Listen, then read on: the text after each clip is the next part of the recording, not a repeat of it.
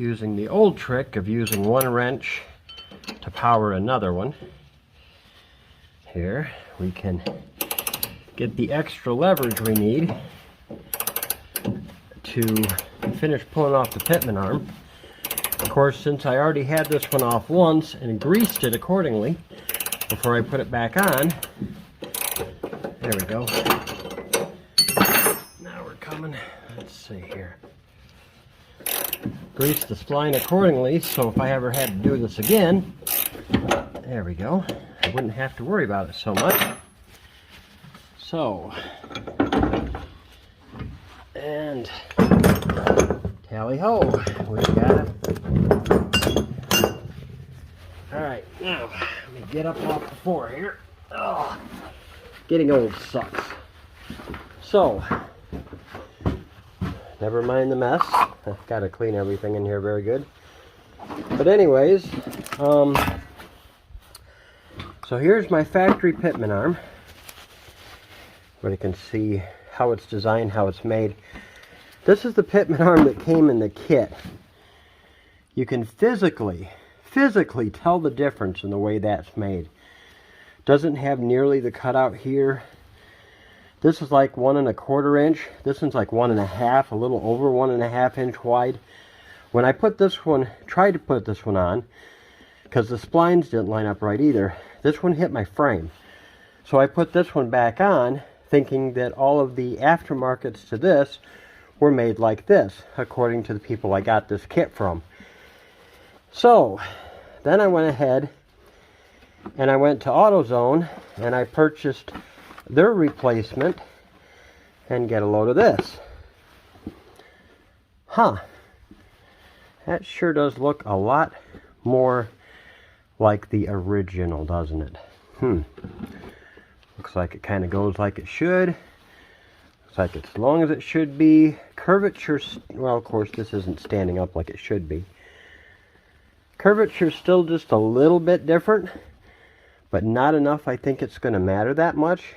The balls and everything else seem to be in the same location now.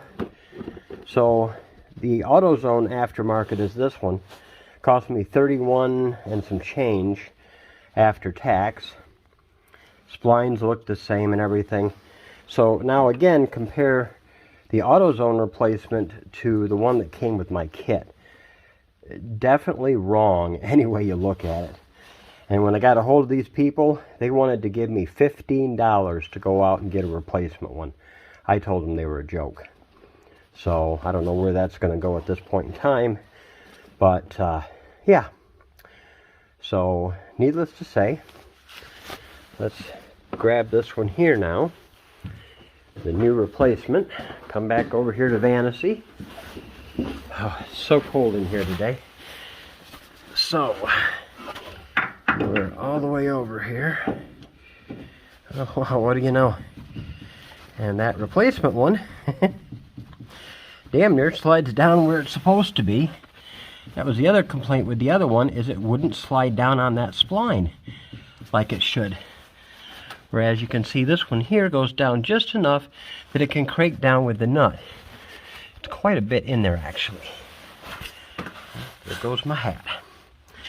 So yeah, so all I've got to do now is, of course, double check and make sure that this is as far towards me as the steering will come, which I pretty much know it is, because these pretty much, the nice thing about these splines is they have extra wide splines in them.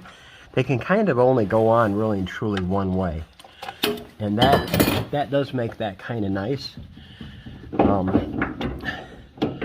I mean, they really don't go on except for where they're supposed to go on. Of course, your steering is never going to turn this far. If it does, you've got problems. So full lock, it's pretty much right there. Of course, when you put that all back together, do not forget, it should come with your big factory lock washer. Make sure you put that back on there. And then put your factory nut back on there. And these nuts, at least this one here on my 95, is a 33 millimeter. So I had to get a special socket for the darn thing. But I got a shallow well 33mm socket, and it worked just great for it. Okay. So, let's see here. Where's my big socket? Ah, it's behind me. Okay. Nope, it's not on there though. There it is. There she be. So, first things first, we're gonna put her on there with my handy socket here. Okay. See how far she cranks down just doing it this way. Yeah, she's going right down there where she belongs, by golly. Alright, so RC Rodder back here with Vantasy. Yeah. So needless to say, after taking the driver's side tie rod loose at the spindle and taking the idler arm loose on the other end, I was able to get the I had to end up taking the Pitman arm that I just put on back off. Had to put it into the center link once all that stuff was loose, and then kind of get it back up there where it goes at a slight angle, and it pain in the butt, but anyways, I managed to get it back on. So now we got all new parts here. These are tightened for right now until I can set the toe, but I'll have to do that once I get everything set down. I got a trick that I use for that too. New Pitman arm is on there, works great. All the way lock to lock, doesn't hit the frame or anything. So nice. Do not forget, 95% of these come ungreased from the factory, and you have to install the Zerks in them. But of course, we all get the Zerks in and then we forget to grease them. So do not forget to grease every one of them joints as soon as you get them on. I'm not sure if the grease actually went into that one, so I'm going to have to check that one over more thoroughly. Looks like most of the grease is on the outside of it, so I might have to change the Zerk out on that, which where it's at is going to be a pain in the butt, but we'll get it. Is what it is, right?